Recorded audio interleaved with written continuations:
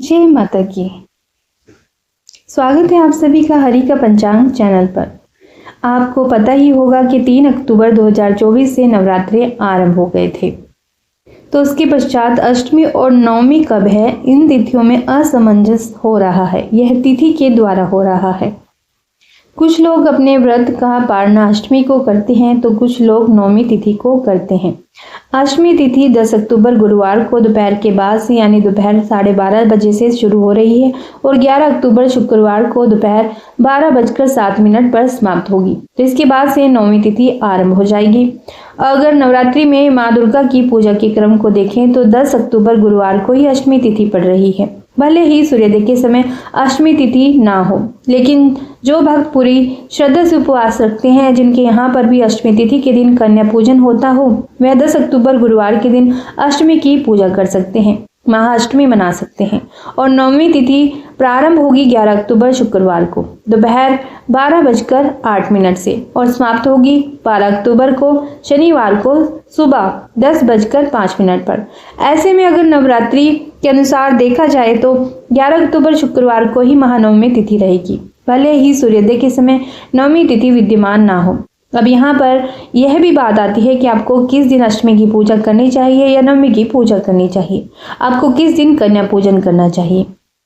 तो तिथियों के अनुसार तो इसी प्रकार आपको अष्टमी या नवमी मनानी चाहिए, लेकिन कई बार ऐसा होता है कि जो तिथियां 2 दिन पड़ती है तब उसमें आपके आसपास या आपके क्षेत्र में जो भी पंडित या ब्राह्मण या पंचांग देखने वाले हों, मंदिर में पुजारी बैठते हों, तो आप उनसे या नवमी सभी लोग मना रहे हों, आप उसी दिन अष्टमी या नवमी करें, यही शुभ माना जाता है, क्योंकि आप आसपास के समाज को देखकर ही अपने तीज त्योहार कर।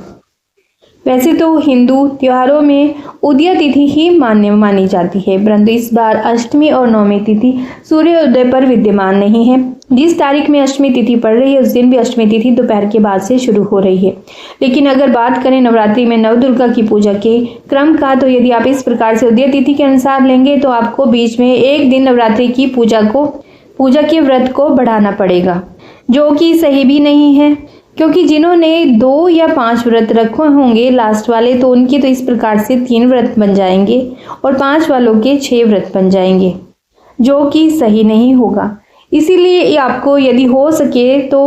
हमारे द्वारा बताई गई जानकारी के अनुसार ही अष्टमी या नवमी तिथि की पूजा करनी चाहिए। जैसे कि आपको बताया गया है कि 10 अक्टूबर गुरुवार को अष्टमी की पूजा और 11 अक्टूबर शुक्रवार को नवमी की पूजा करके 12 अक्टूबर शनिवार को कलश विसर्जन या दुर्गा विसर्जन करना चाहिए।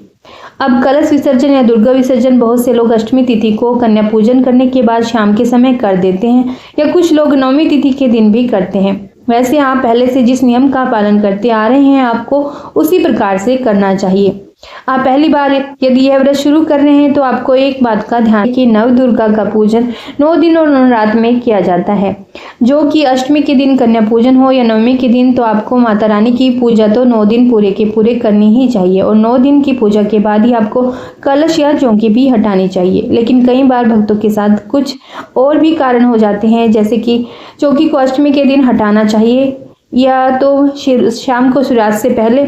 तक चौकी को कभी भी हटा सकते हैं आप। अगर रही बात हवन की या कन्या पूजन के शुभ मुहूर्त की, तो कन्या पूजन हो या फिर हवन हो, आप सुबह कन्या पूजन करें तो आपको सूर्योदय के बाद से लेकर दोपहर 12 बजे से पहले तक कर लेना चाहिए और इसी के अनुसार आपको कन्या पूजन करने से पहले हवन भी करना चाहिए। नव दुर्गा की पूजा करने के बाद सभी नव दुर्गा का ध्यान करके अंतिम दिन पूर्ण होती है, जो पूर्ण आहुति दी जाती है, उसमें सभी नवदुर्गा के बीज मंत्र का जाप करके खीर से या हवन सामग्री से अग्नि में आहुति दी जाती है और माँ दुर्गा से प्रार्थना भी की जाती है कि इन 9 दिनों में यदि हमसे कोई भूल चूक हुई हो तो हमें उसके लिए आप क्षमा कर दें, या कोई कमी रह गई हो हमारी पूजा में या हमारी श्रद्धा में, तो आप माता रानी हमारे उपवास में किसी भी कमी को स्वीकार करें और हम सभी पर अपना आशीर्वाद भी बनाए रखें।